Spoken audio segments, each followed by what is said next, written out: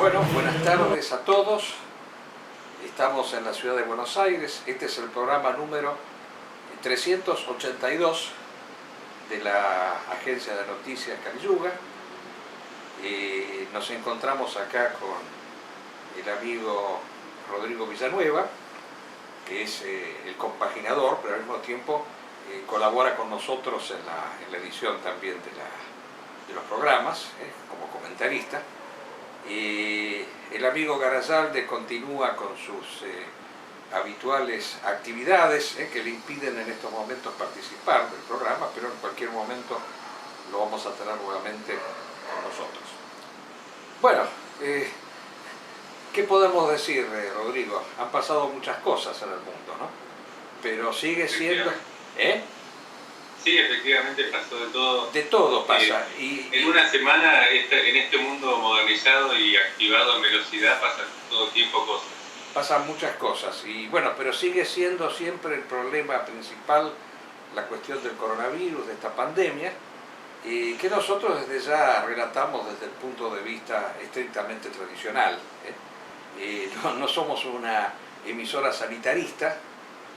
No nos preocupamos por la pandemia desde el punto de vista exclusivo de la preservación de la vida de las personas, de las vacunas, que de repente se ha aparecido la vacuna como el ancla de salvación. Antes teníamos todos estos movimientos que todavía existen, ¿no? Los movimientos antivacunas, los grupos estos negacionistas de la pandemia, que en realidad, ¿yo qué te podría decir al respecto? Bueno, viendo las cosas objetivamente, la situación sigue empeorando. No vemos una mejoría, porque a lo mejor mejora en un país, pero empeora en otro. Ahora nos enteramos que Uruguay, que era el país que había sido el modelo para muchos, porque prácticamente no tenía contagios, no tenía muertos, ahora de repente pasó a ser el que tiene, en proporción a la cantidad de habitantes, la mayor cantidad de contagios y de muertos. Y después tenemos el caso de Chile, el otro vecino que tenemos, que vacunó al 45% de la población y resulta ser que está peor ahora que antes, ¿no? Y eso llama la atención porque algunos dirán, bueno, ¿qué pasa con las vacunas?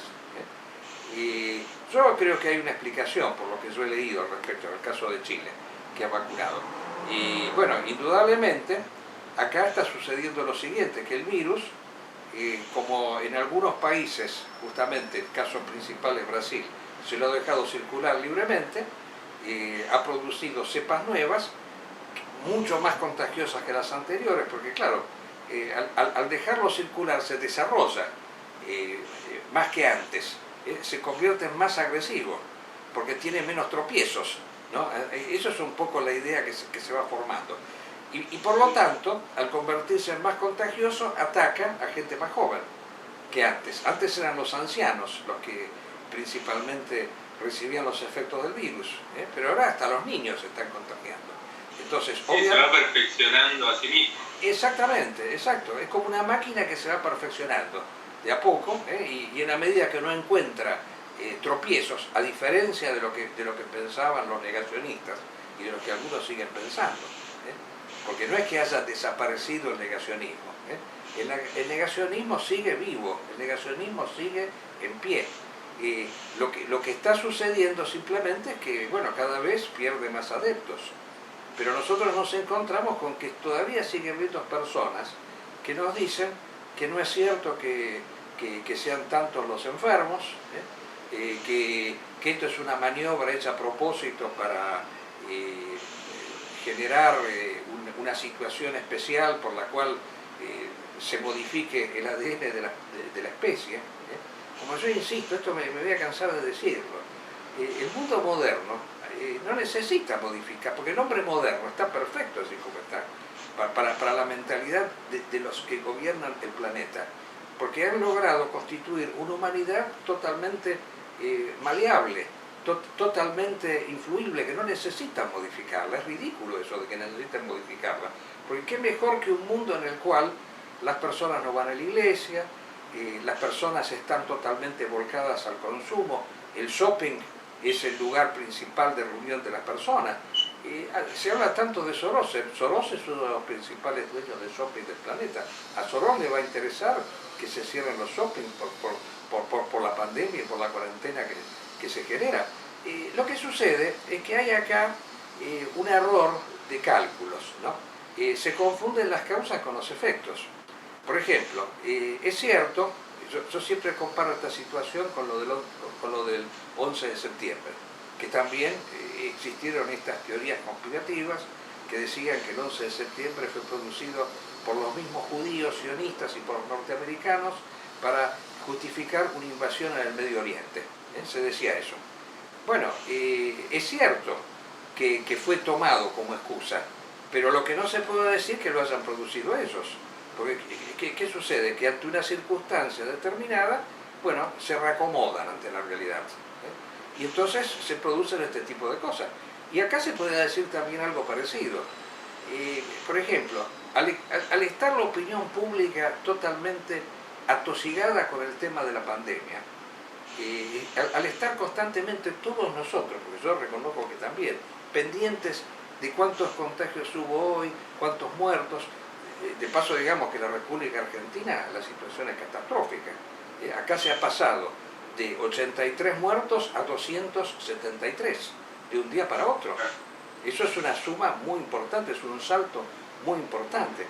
Ahora, la conclusión que hay que sacar aquí al respecto es la siguiente, que es cierto que nosotros estamos, entre las personas que a lo mejor piensan, razonan, no hablemos de la masa, digamos, totalmente maleable y modificable, hablemos del grupo de personas que razonan, que piensan. Bueno, estamos distraídos indudablemente con esto de la pandemia, es real eso. Y es real también de que ciertos poderes fácticos que no necesariamente han producido la pandemia, aprovechan ciertos efectos de este acontecimiento. Por ejemplo, yo siempre me acuerdo que cuando fue la guerra de las Malvinas, Israel aprovechó la guerra de las Malvinas para invadir el Líbano, porque la opinión pública estaba distraída con la guerra de las Malvinas. Ahora, no faltaron quienes dijeron que la guerra de las Malvinas fue producida a propósito por Israel. No faltó gente que dijo eso. Bueno, pero eso no quiere decir que la haya producido Israel. Puede haber aprovechado un efecto, pero no ser la causa de ese hecho. O sea, simplemente se aprovecha. Es parecido a lo que pasó con el Mundial del 78, que decían que era una máscara para también otros sucesos. Sí, exacto, fue usado, fue utilizado por el gobierno militar, a lo mejor con fines propagandísticos, pero no vamos a decir nunca que ellos ganaron el Mundial, que fueron los militares los que ganaron el Mundial, o sea, lo aprovecharon. Bueno, en este caso también hay una serie de acontecimientos que indudablemente suceden, se aprovechan y bueno, algunos tratan de llevar a cabo ciertas movidas, y yo quiero acá referirme específicamente a una de ellas, que es un hecho que no tiene trascendencia, pero que sin embargo es muy importante lo que está pasando, especialmente en Europa, en la zona de Ucrania. Ucrania está al borde de una guerra. No salen los diarios, por supuesto, porque lógicamente estamos atosigados con este problema del coronavirus, que es real, que es cierto, que no ha sido producido ni nada, pero que algunos, el señor Putin lo está aprovechando en estos momentos, la distracción de la opinión pública en el mundo, para producir un conato de invasión. La situación es grave, y lo queremos decir específicamente, porque se sabe, y los mismos Estados Unidos lo acaban de denunciar, el gobierno norteamericano lo acaba de denunciar, que el señor Putin ha concentrado en la frontera de Ucrania al menos 3 veces o 4 más fuerzas armadas de las habituales. Por lo cual es muy posible que se produzca una invasión a tal territorio. La excusa del señor Putin es el apoyo, la ayuda a los grupos separatistas del Donbass. Sabemos que en Ucrania hay un grupo prorruso que quiere secesionarse de Ucrania, en la región de Donbass, y bueno, es posible que así se desencadene un conflicto armado, aprovechando la distracción que hay en estos momentos en el mundo con el tema de la pandemia. Es posible que eso suceda. como podrían suceder otros acontecimientos. Y bueno, ya que entramos a este tema, yo no sé si quieres agregar más algo con respecto a la pandemia, Rodrigo. ¿Tienes... No, a la pandemia no, pero lo que decís de Ucrania tiene sentido además por el hecho de que Putin tiene mucho control sobre los medios de la zona. Específicamente la parte de Ucrania del Este, que es la prorrusa, digamos, está cegada por este nacionalismo ruso. Incluso ya habiendo ocurrido el referéndum, es como que ellos se sienten rusos directamente. Al estar en contra también de la OTAN y de todo el sector occidental, porque ahí se formó una coalición directamente en contra del anexamiento de Ucrania. Entonces, dicen que es una segunda guerra fría, entre comillas. Sí, yo te voy a corregir, no es que todo el sector, toda la población es prorrusa, hay un sector de la población que está volcado hacia los rusos y hay la presencia de fuerzas rusas camufladas como voluntarios, que serían los mercenarios famosos de la Brigada Wagner, que está operando en el mundo entero, y que, bueno, están tratando de suscitar un conflicto, esto lleva por lo menos 7 años, si no me equivoco, ¿no? Un conflicto armado para llegar, bueno, desde ya a decapitar al régimen de Ucrania, y es una clara intención, la del señor Putin, de continuar con la vieja política que ya viene implementándose desde la época de Pedro el Grande, el famoso zar ruso Pedro el Grande, que fue el que le dio una tónica imperialista al antiguo zarismo, desgajándolo de su originario significado espiritual, religioso, que puede haber tenido con los zares anteriores, los primeros que fundaron Rusia, comprendida en su momento como una exteriorización del cristianismo ante el avance de ciertas fuerzas anticristianas, islámicas o de las tribus mogólicas. Fue una, digamos así, Rusia en sus orígenes fue un baluarte, una trinchera en contra del avance de determinadas fuerzas contrarias al cristianismo. Pero después, con Pedro el Grande, el zarismo se modernizó y comprendió la religión en función de la política, como un modo de llegar a constituir una gran potencia política imperial, parecida a otras, como pueden ser hoy en día los mismos Estados Unidos o Inglaterra o cualquier potencia colonial. Así fue como Rusia se fue expandiendo, conquistando territorios, que como explicamos en su momento, la diferencia fue que los territorios que conquistó Rusia eran territorios limítrofes, o sea, que se fue expandiendo hacia lo externo desde su mismo territorio, a diferencia de lo que puede haber sido los imperios coloniales inglés, francés o portugués o holandés, que fueron ocupando territorios en otras latitudes diferentes, ¿no?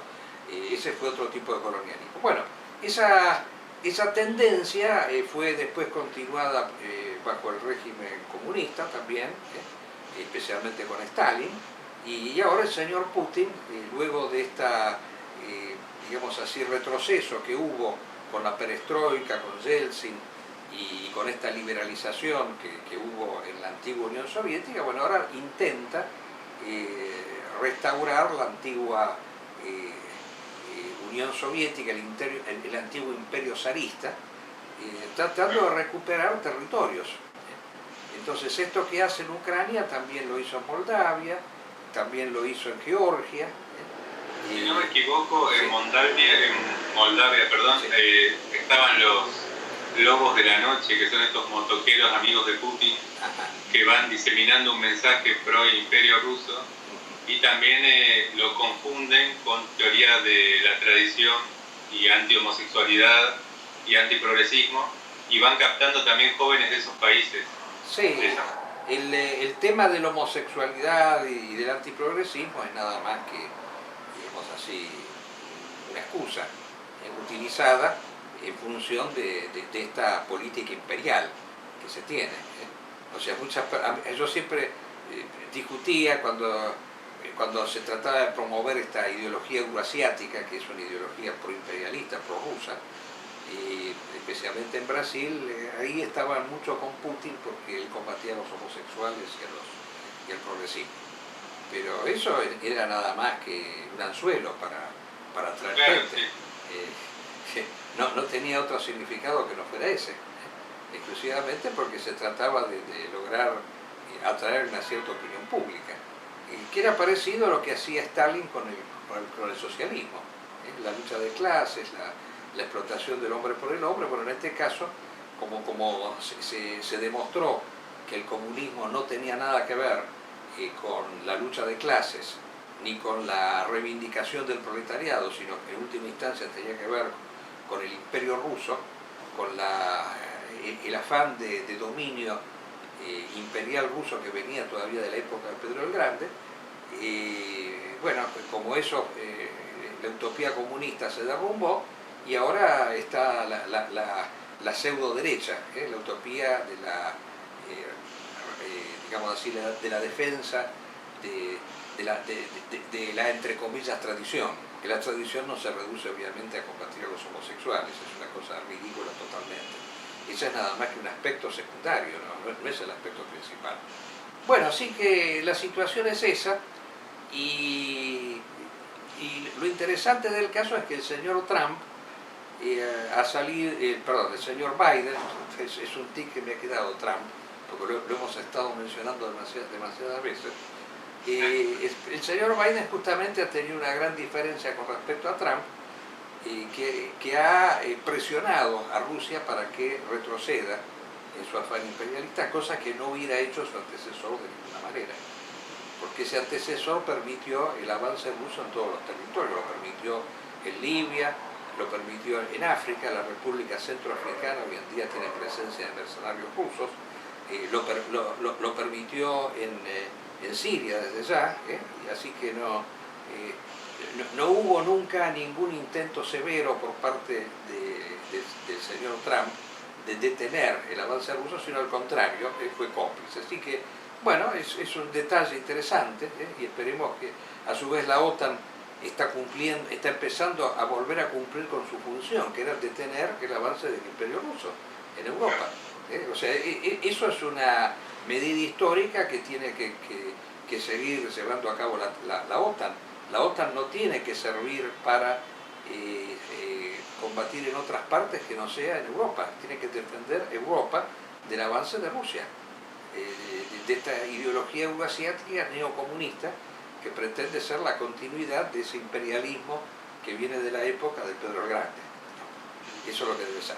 Bueno, y pasando ya a otro punto, claro, porque nosotros insistimos, no queremos que el tema del coronavirus nos haga olvidar ciertas circunstancias que se están viviendo. Tenemos otra información importante que propalar, ha salido en la página de la agencia de noticias Caliyuga, que es la relativa a la información que se ha brindado respecto de lo que está sucediendo en la ciudad de Mosul. La ciudad de Mosul, para información de las personas, primero fue la capital del califato islámico, del Estado Islámico. Allí estaba instalado el califa Bagdadi, que después se retiró a Siria y murió en un combate con los norteamericanos, armas en mano. Pero esa ciudad fue directamente bajo el régimen de Trump, prácticamente barrida, bombardeada del mismo modo que lo fue Hiroshima, Nagasaki, Dresden, Kandahar en Afganistán, bueno, barrido al ras. Y la noticia que se ha propalado ha sido que los muertos de Mosul, entre los cuales hay no solo integrantes del califato islámico, sino siempre civiles, porque Mosul era una ciudad de cerca de 3 millones de habitantes, y todavía no hay una cifra exacta de la cantidad de muertos, pero se calcula que son decenas de miles, y han pasado 4 años de este bombardeo, y la noticia que se ha propalado es que todavía no se han desenterrado los muertos que están debajo de las ruinas de Mosul. De modo tal de que el olor nauseabundo que se propala, el olor cadavérico, sigue estando, y aparte, bueno, desde ya enfermedades y una serie de epidemias que deben haberse desencadenado, no de virus sino de bacterias. Y bueno, esto es un detalle importante porque sirve para relatar una vez más el carácter genocida del régimen norteamericano del occidente degenerado, porque esto es una continuidad de lo que han hecho los franceses, de lo que han hecho los ingleses, en todos los países que han conquistado colonialmente, en donde efectuaron verdaderas matanzas y hecatombes de personas, pasando por la misma esclavitud. Recordemos que los pueblos africanos fueron esclavizados, fueron llevados por la fuerza a otros continentes, fueron utilizados como mano de obra descartable, cuando estaban enfermos y no servían más se los eliminaba, lisa y llanamente. Y este es el término de terrorista, porque cuando se constituye el Estado Islámico, que es un intento de volver a la independencia que había antes, el Estado Islámico que fue un intento de reconstituir el antiguo califato que había sido destruido por las potencias occidentales. Y, bueno, Norteamérica empleó todos los medios a su alcance, militares, de torturas, cárceles secretas, la cárcel de Guantánamo, en donde se torturó a los prisioneros, se los retuvo en algunos casos, miren, van a ser 20 años, porque hay algunos que son de la época todavía del 2001, del 11 de septiembre. Bueno, violándose todo tipo de normas jurídicas, a pesar de estar reivindicando los derechos humanos.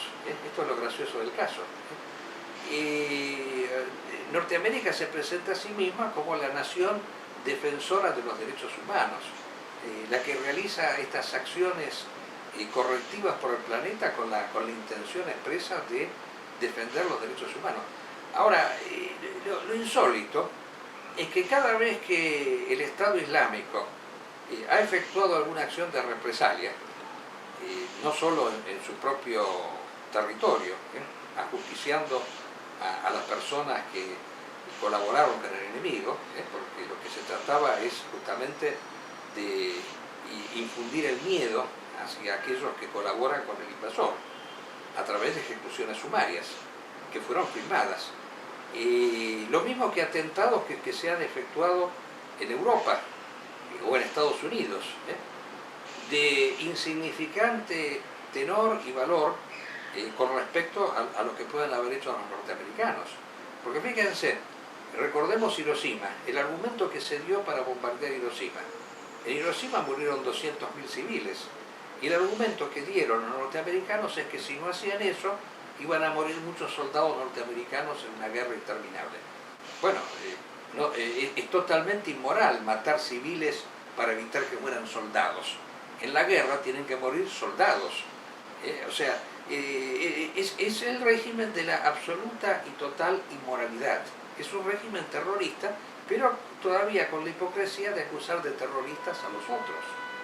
Y de hecho, perdón, dijeron que no hacen un mea culpa, digamos, no hay una autocrítica en el sentido de que siguen diciendo que la culpa de la muerte de esos civiles del último bombardeo es de que había bombas instaladas por ISIS ahí mismo. Sí, que si no las bombas estadounidenses no hubieran matado a tanta gente. No saben más qué estupidez inventar, pero yo lo que quiero resaltar es el carácter cínico del pueblo norteamericano, que además de votar por estos gobernantes asesinos y criminales, sale a celebrar estas matanzas. Porque hay documentales que muestran cómo el pueblo norteamericano salió a festejar el lanzamiento de la bomba atómica en Hiroshima, porque significaba el final de la guerra. No les importaba en qué condiciones hacían terminar la guerra. Bueno, esto viene al caso. Y las consecuencias les importan, porque cuando mataron a Bin Laden también salieron a festejar. Sí, exacto, exacto. Y desde ya, bueno, en este caso de Bin Laden es distinto porque fue, digamos así, una acción bélica, o sea, Bin Laden murió luchando, así que eso no lo podemos de alguna manera discutir. Pero que salgan a celebrar cuando se producen matanzas de civiles es una cosa vergonzosa, ¿no? Por eso muchos me dicen, no, el pueblo norteamericano es inocente. No, el pueblo norteamericano no es inocente. En una democracia los pueblos no son inocentes, porque los pueblos son soberanos, no se puede. Era distinto en un régimen tradicional, porque en un régimen tradicional los pueblos no tomaban intervención en las decisiones de gobierno. El pueblo simplemente solicitaba ser gobernado. En cambio, en una democracia el pueblo gobierna, a través de sus representantes, pero gobierna, es soberano. Entonces, obviamente hay responsabilidad. Esos han votado por estos tipos que han asesinado y aparte los han confirmado después en los cargos y nunca ha habido un arrepentimiento real. Así que yo creo que la culpa hoy en día por todas estas matanzas, crímenes de guerra, es del pueblo norteamericano, no solo de los gobiernos, sino del pueblo norteamericano también. Yo en eso estoy plenamente convencido. Bueno, no sé si quieres agregar algo más de esto, porque yo de alguna manera mentalmente voy haciendo relaciones con las cosas. Yo tengo acá un texto, no sé si quieres agregar algo más al respecto. No, es lo que decís vos, que en el pueblo tradicional cada uno tiene su propia función y no tiene que estar decidiendo por el político, ni por la nobleza, ni por el religioso, sino que uno cumple su función dentro de un todo. Exacto. En cambio acá todos son todo, digamos, la democracia crea eso, la sensación. El responsable es en una sociedad tradicional, el responsable es el que gobierna, no el pueblo. El pueblo no tiene función de gobierno. En cambio en la democracia el pueblo gobierna a través de sus representantes, pero gobierna al fin. Porque el representante no puede hacer nada si el pueblo no le da el voto. Es distinta la situación, por eso yo creo que hay una responsabilidad muy grande. Bueno, nosotros desde ya tenemos, como hemos dicho varias veces, una afinidad muy estrecha con el fundamentalismo islámico, porque consideramos que es la única fuerza que está haciendo frente al mundo moderno, tal como acabamos de decir en esta bombardeo de Mosul, porque esto no le pasa a otras fuerzas, por ejemplo, que se dicen antimodernas, que están en contra de la modernidad. Por ejemplo, los grupos identitarios europeos, a los euroasiáticos y todo, no los bombardean de esta manera. No les lanzan la madre de todas las bombas, no les lanzan bombas de uranio empobrecido. Y bueno, indudablemente el fundamentalismo islámico es una posición que existe actualmente en el planeta, que es la única que contrasta con el mundo moderno. Nosotros, claro, lo planteamos del catolicismo, no somos musulmanes, pero tenemos que reconocer que ha sido la única fuerza que ha contrastado con la modernidad.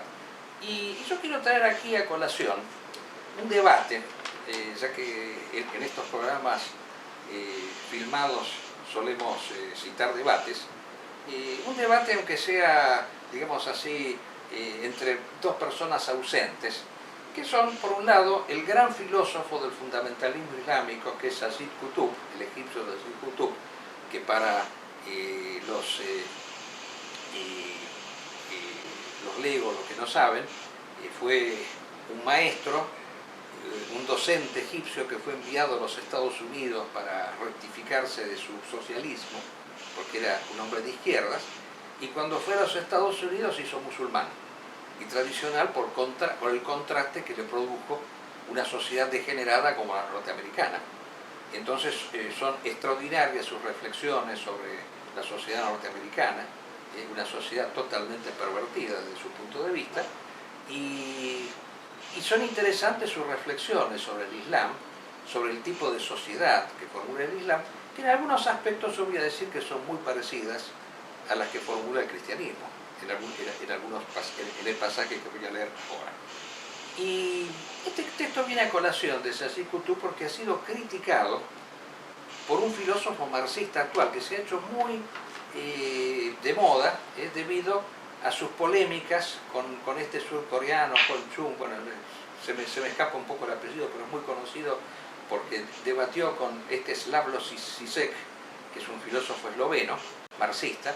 Él es más bien liberal, en donde debatieron con respecto al tema de la pandemia, si la sociedad abierta era preferible a la sociedad cerrada, socialista, que defiende Zizek, el otro sostiene la sociedad abierta. Entonces, ¿cómo se combate mejor el coronavirus? Y Zizek, desde mi punto de vista, tuvo razón cuando dijo en su momento que evidentemente se necesita de un Estado porque, lógico, las personas no quieren hacer la cuarentena, indudable, ¿no? En China se demostró que se pudo vencer la pandemia aplicando estrictas normas a través de un Estado que era realmente activo, que participaba activamente de todo. Bueno, pero Zizek lo critica a Qutb, pero es interesante ver la crítica que hace, y esto me va a permitir, aunque tenemos siempre poco tiempo, a mí se me escapa el programa cuando hago un video, pero yo quería hablar un poquito después de este joven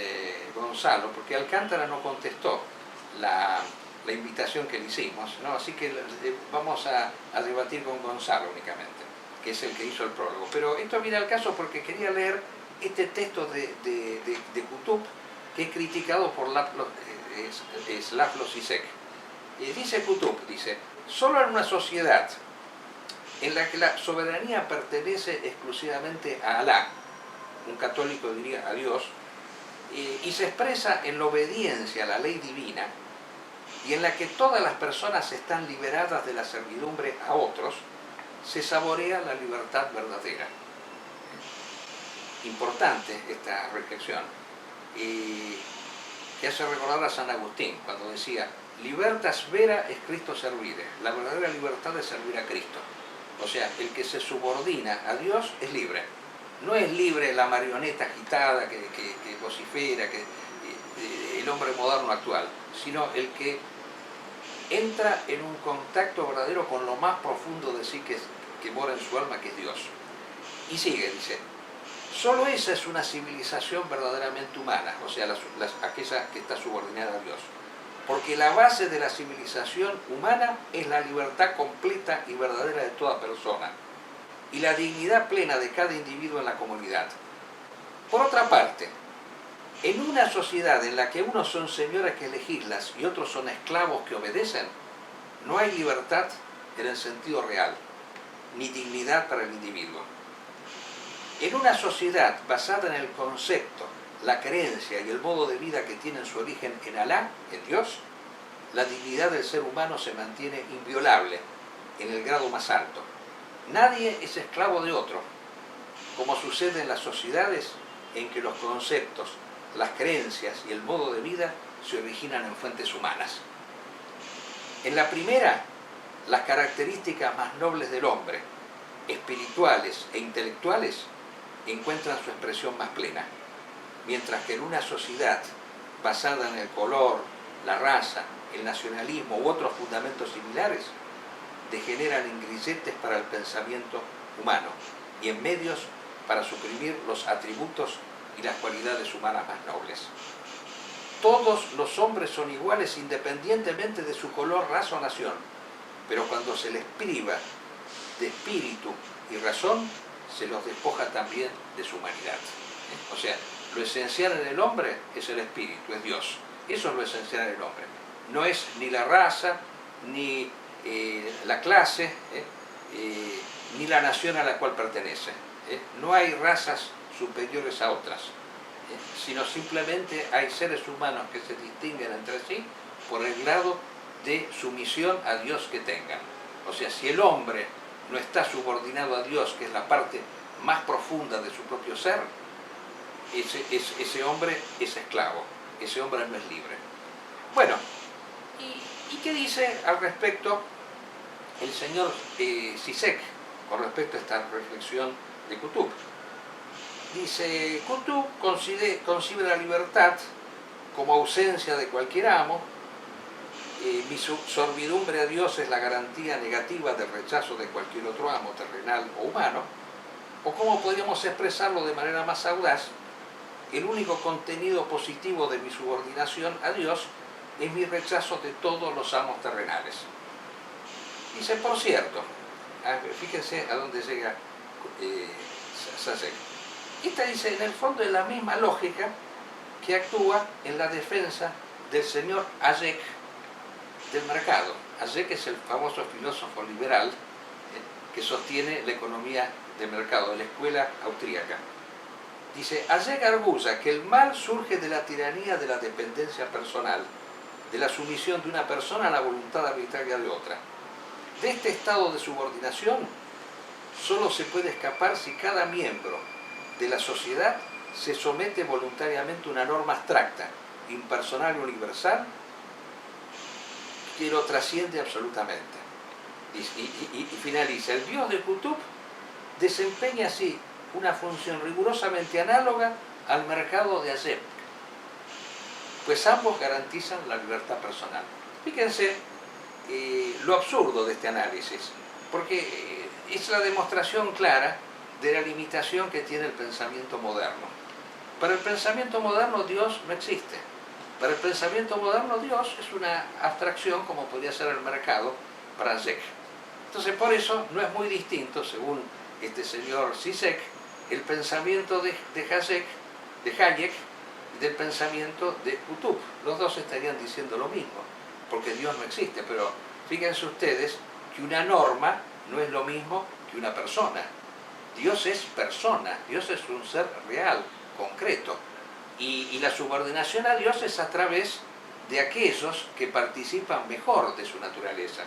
Por eso, si bien no hay una subordinación al hombre, hay una subordinación a Dios a través de aquellos que mejor lo interpretan en esta vida. En este caso el califa. El califa es la representación clara y absoluta de Dios en la tierra, porque la voluntad del califa es la expresión real de la voluntad de Dios en esta vida. Entonces, no es una abstracción como la ley famosa del mercado, la famosa armonía preestablecida de la cual habla Hayek y el liberalismo. El liberalismo opina que en este mundo los hombres tienen que actuar totalmente sin subordinación a norma alguna, que no sea, en última instancia, esa libertad que todos tienen que desarrollar y que en última instancia se transmuta en un bienestar y en un progreso general para la humanidad entera. O sea que el progreso depende del libre despliegue de los egoísmos individuales, ¿no? La famosa armonía preestablecida. El hombre no tiene que tener ningún tipo de subordinación a ninguna persona, o sea, tiene que actuar con absoluta y total libertad. Bueno, esto viene al caso porque siempre se nos está yendo el programa, lamentablemente. Pero yo quiero terminarlo con esto. En la obra del señor Alcántara también hay una negación de Dios como persona, porque según Alcántara, en su obra, dice: somos portadores del principio supremo que dio lugar a la formación del cosmos. O sea, el cosmos es en última instancia la expresión de Dios y nosotros somos parte de esa expresión. O sea, Dios no es un ser que trasciende la naturaleza. Dios es el mismo cosmos. Y nosotros somos en última instancia partes, digamos así, más lúcidas, con mayor conciencia de la realidad del cosmos. Pero no hay un Dios distinto del mismo cosmos. No existe Dios en última instancia. Yo quiero llegar a esto. Lo que identifica el pensamiento de Zizek con el del señor Alcántara es que los dos niegan la existencia de Dios. Ese es el problema principal. El principio que rige en última instancia el cosmos y de la cual el hombre participa como el ser más consciente y más lúcido de este cosmos, no se diferencia de Dios. O sea, no hay una diferencia entre Dios y el cosmos. Ahí está el tema principal, por eso es una postura panteísta, muy parecida a la del marxismo. Si sé que es marxista también. El panteísmo niega que exista otra realidad que no sea el mundo material. No existe otra realidad. Ellos hablan de materia, otros dirán espíritu, pero en última instancia es este mundo siempre. No hay otra cosa que esté por encima y por afuera del mundo. Eso es lo que niegan los panteístas. Y ahí es donde está la gran diferencia que tenemos con esta obra de Alcántara, que por supuesto no tiene que, a pesar de que se diga antifatalista, en el fondo es fatalista, porque no hay ninguna posibilidad de evadirse de estas leyes irreversibles del cosmos que lo rige absolutamente todo. Me ha contestado el amigo Gonzalo, y yo quisiera pasar brevemente algunos de los varios mensajes que me envió y contestarlos, así que vamos a pasarlos ahora y paso a contestarlos rápidamente. El siglo de oro español, a su manera, con sus luces y sombras, y todas las limitaciones contingentes de lo humano, sin embargo, estaría siendo portador de algunos principios y orientaciones propios de la más alta tradición espiritual. La realización espiritual en virtud de la presencia en el alma humana de gracia suficiente y eficiente para, por mérito, voluntad y obras, merecer la trascendencia, merecer los cielos, merecer, entre comillas, en términos cristiano-católicos, la salvación del alma. Frente a esto, pues el rigorismo, por ejemplo, del Islam, en determinadas ramas integristas del Islam, el rigorismo de las distintas sectas puritanas protestantes, o incluso el abandono de los horizontes de trascendencia del nihilismo materialista. Me explico. Si no hay gracia suficiente y eficiente, si se niega la gracia suficiente y eficiente, nos podemos volver, por un lado, unos puritanos, unas personas que nos sometemos unilateralmente a una norma, a un dogma, a una reglamentación confesional. He dicho un dogma en el sentido de una reglamentación confesional. Pensemos aquí en los fariseos, que pretenden que simplemente cumpliendo la regla te has salvado. En las distintas formas de puritanismo, en las distintas formas de integrismo, que por ejemplo el Islam se desliza con mucha facilidad hacia allá, a la idea de cumplir a rajatabla la palabra revelada, como si fuera tan fácil la realización espiritual y metafísica como el cumplimiento a rajatabla de una norma previa, que en teoría viene revelada y es indiscutible, pero que al mismo tiempo impide desde el libre albedrío el desarrollo de esa gracia suficiente y eficiente, porque la condiciona unilateralmente a esa confesionalidad. Si no hay gracia suficiente y eficiente, primer pecado, primera desviación, el puritanismo, el integrismo, el nihilismo religioso, los obsesos de Dios. Bien, esta desviación la encontramos en determinadas sectas protestantes, la encontramos, lo he dicho antes, en determinadas derivas del salafismo, del integrismo musulmán, por supuesto en el judaísmo más ortodoxo. Todo eso son formas de negación de la gracia suficiente y eficiente, y en este sentido son desviaciones respecto de la vertical de la tradición eterna. Claro, no solo ocurre eso. Si se niega la gracia suficiente y eficiente, ocurre también otra cosa, y es que el ser humano puede abandonarse entonces a los horizontes puramente materiales, puramente hedonistas, puramente contingentes de la existencia. Si frente a Dios nada puedo saber ni nada puedo merecer, si no hay nada de gracia en mí que me permita merecer los cielos, si en mí no habita nada trascendente y superior, que es mi esencia y mi centro, entonces mi vida será el horizonte puramente material y contingente de existencia. Como ocurre, por supuesto, en las derivas materialistas del protestantismo. Capitalismo, comunismo, socialismos, en gran medida son herejías de la propia herejía luterana, calvinista, presbiteriana, protestante.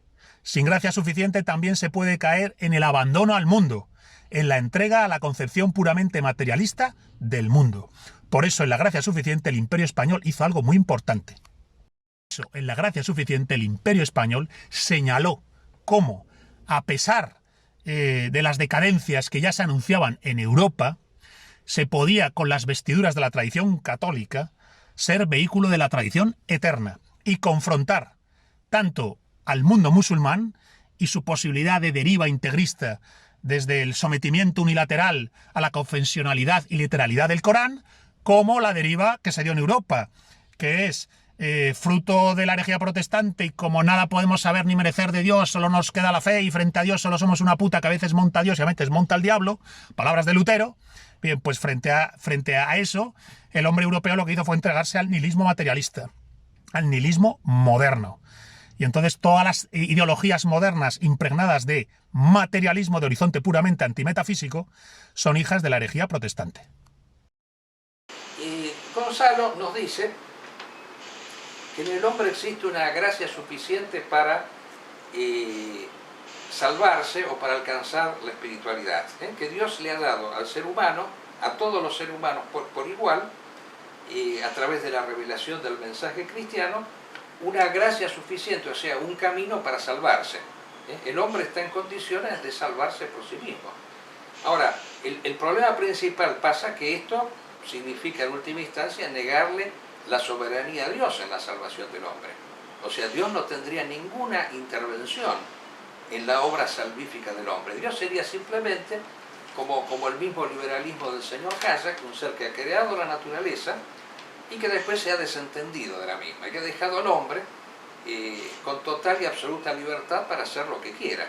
Porque en última instancia el hombre ha sido creación de Dios, ha tenido la gracia suficiente, el pecado no lo ha pervertido totalmente y por lo tanto puede alcanzar a realizar su propia salvación. Dios estaría nada más que al final de un camino y sería, como dijimos nosotros en el programa anterior, la persona que retribuye a los hombres de acuerdo a las acciones que han realizado en esta vida, o sea, es un acomodador de butacas, un distribuidor de premios y gratificaciones en el cielo. Bueno, muy distinta es la concepción cristiana, propiamente. O sea, lo que Rodrigo sostiene es él habla de la doctrina de la gracia suficiente que primó... Perdón, Rodrigo Sopo, Gonzalo, discúlpame. Gonzalo Rodríguez. Nos dice que la doctrina de la gracia suficiente es la que primó en el siglo de oro español. Y yo lo quiero corregir, que en el siglo de oro español hubo tres vertientes. O sea, una fue la doctrina antropocéntrica de la gracia suficiente, por la cual el hombre por sus obras se podía salvar, sustentada principalmente por los maestros jesuitas. Y otra fue el quietismo, expresado principalmente a través de Miguel de Molinos, que sostenía que como el hombre había incurrido en pecado, no había que hacer absolutamente nada, había que dejarlo actuar a Dios absolutamente. Y la tercera vía, que es la vía teocéntrica, que fue muy combatida por los jesuitas, representada por Santa Teresa y por San Juan de la Cruz, que consideraba que no, que en última instancia Dios era el que producía las salvaciones del hombre. Dios es el obrero de todo, decía San Juan de la Cruz. Pero que esta liberación, esta salvación del hombre se producía a través de la presencia, de la irrupción de Dios en el alma. Era Dios el que salvaba propiamente al hombre. Y que esta salvación se producía a través del reconocimiento que el ser humano, en su actividad mística, efectuaba de la obra divina que acontecía en lo más profundo de su interioridad, en el yo más profundo del hombre, en la inhabitación de la Santísima Trinidad en lo más profundo del hombre.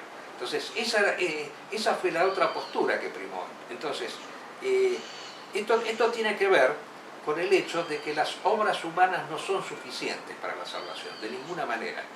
Porque la obra humana está efectuada por un ser que tiende en última instancia a exaltarse a sí mismo, a referírselo todo a sí mismo. Cuando Gonzalo critica a Lutero y critica el fundamentalismo islámico, y lo critica erradamente, porque ¿cómo puede criticar al fundamentalismo islámico por fatalista cuando en el fundamentalismo islámico existe una actitud de lucha inclaudicable, una jihad permanente en contra del mundo moderno? ¿De dónde saca esa idea del fatalismo en el fundamentalismo islámico? No hay ningún tipo de fatalismo. O sea, como hace Qutb, reconocer a Dios en el alma no es ningún fatalismo, de ninguna manera es un fatalismo. O sea, eso es un acto de libertad, como dice el señor Qutb en su momento. Y respecto de Lutero, cuando Lutero critica la salvación por las obras, tiene razón cuando lo hace en el momento en el cual el cristianismo había incurrido en una especie de burocratismo espiritual, por la cual a través de la compra y venta de indulgencias las personas se salvaban. Lutero combatió eso, combatió el hecho de que las personas se podían salvar haciendo donaciones a la iglesia. Era la famosa venta de indulgencia. Y por eso él rechaza que las obras sean lo que salva al hombre. Tiene que intervenir la gracia de Dios. Dios es el que salva al hombre. Dios es el que crea y Dios es el que nos salva. Y en esta salvación interviene la voluntad humana, por supuesto, pero interviene cuando se convierte en la misma voluntad divina del Espíritu Santo. Ahí donde está el elemento fundamental. Y tiene que ver con la actitud de Jesús cuando combate a los fariseos. Los fariseos eran un poco los poseedores de la gracia suficiente, de la cual nos habla Gonzalo. Los que sostienen la gracia suficiente eran los fariseos, que decían que ya había sido revelado el camino para salvarse. Entonces que no se necesitaba nada más, cumpliendo con las normas que había dado Dios a través de Moisés, a través de la revelación de las leyes, del decálogo de Moisés. Bueno, el que cumplía con eso se salvaba. Eso decían los fariseos. Y Jesús dice, yo no vine a redimir a los justos, sino a los pecadores. O sea, el pecado es esa fuerza que está presente en el hombre, que debe ser rectificado. El hombre tiene que ser rectificado, esa es la idea. Por eso la salvación es el segundo paso de la creación. Dios crea al hombre y después lo salva, porque Dios quiere hacer un hombre que sea partícipe de su plenitud. Esa es la meta de la creación. El Dios pagano, el Dios griego, no crea, y en eso Alcántara tiene razón cuando dice estar en contra de la creación desde la nada, porque él es adherente a la postura panteísta. No crea porque evidentemente no necesita crear. La idea del Dios griego es la idea de una perfección finita, que no necesita de ninguna manera completarse. En cambio, el Dios cristiano es un Dios creador, es un Dios cuya perfección pasa por transgredir los límites, ir más allá de los propios límites, ¿no? La creación tiene que ver con lo infinito. En cambio, la idea de perfección griega tiene que ver con lo finito. Por eso el Dios griego es como el ser de Parménides, que era finito, porque estaba como completo en sí mismo.